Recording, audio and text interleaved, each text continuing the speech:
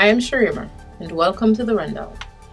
Produced by the St. Kitts and Nevis Information Service, a weekly program where we recap on the government's top news and events over this past week. That is 7 stories in 7 minutes.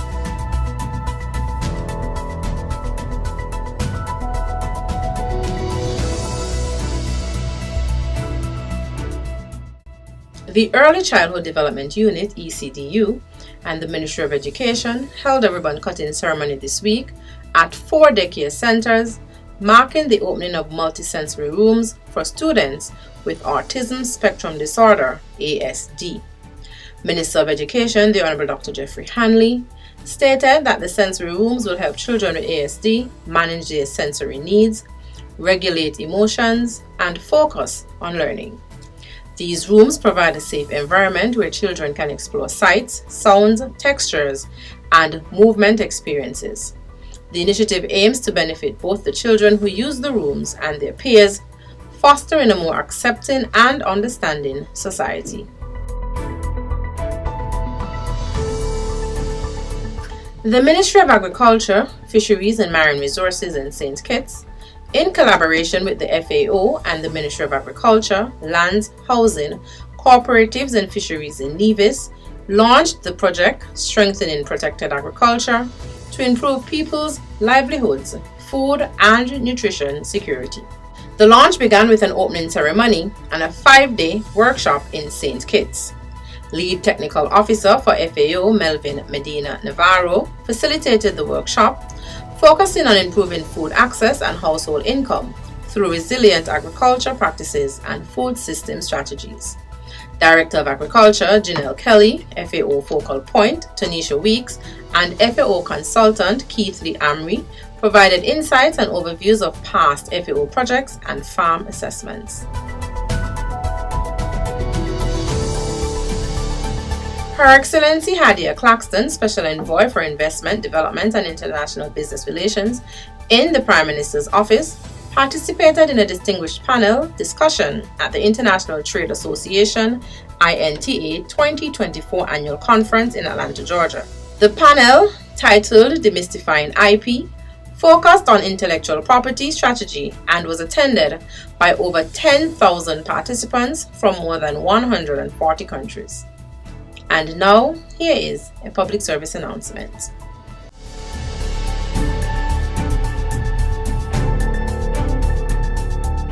The general public is hereby informed that the Bastia Fire and Rescue Services Department has been temporarily relocated to the adjacent police training school due to the discovery of structural issues to the headquarters. The fire crews will operate from this temporary location until the construction of a new fire station is completed. The Fire and Rescue Services Department thank you for your support and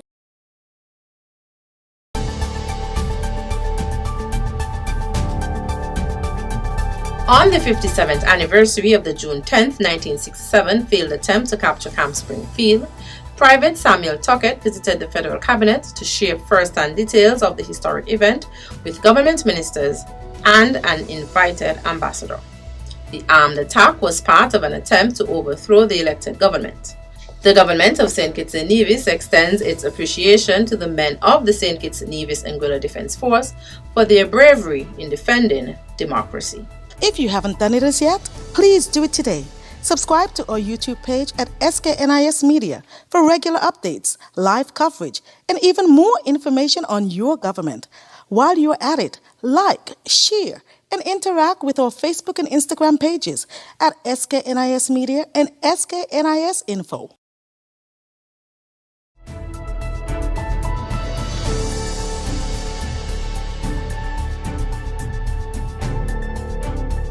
Prime Minister, the Honorable Dr. Terence Drew, paid an official visit to the U.S. Department of State, meeting with Brian Nichols, Assistant Secretary of State for Western Hemisphere Affairs. This meeting was a follow-up to their earlier discussion at the SIDS-4 conference in Antigua. The same day, Prime Minister Drew visited the St. Kitts and Nevis Embassy in Washington, D.C., where he met with the staff. Ambassador Jacinth Henry Martin briefed him on the embassy's efforts to advance the Federation's development. The Prime Minister expressed gratitude to Ambassador Henry and the staff for their dedicated work in national development.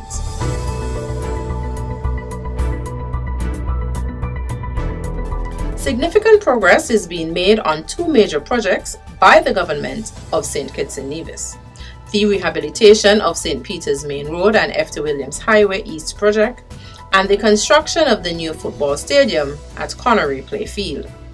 At St. Peter's, workers are actively working on the drainage system, sidewalks, and retaining wall. Meanwhile, at Connery, the walls of the new stadium are being erected.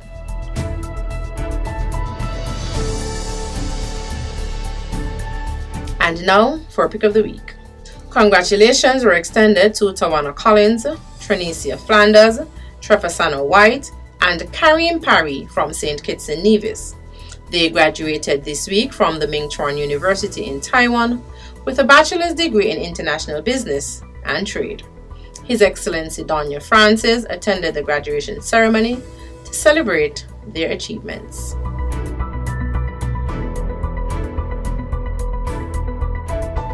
This week's video highlights the press conference empowering families unveiling the LIFT initiative. For the entire video and more, visit our social media pages.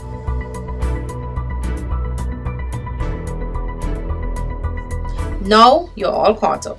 Join us next week, same place, same time, for another recap as we continue to bridge the gap between your government and you.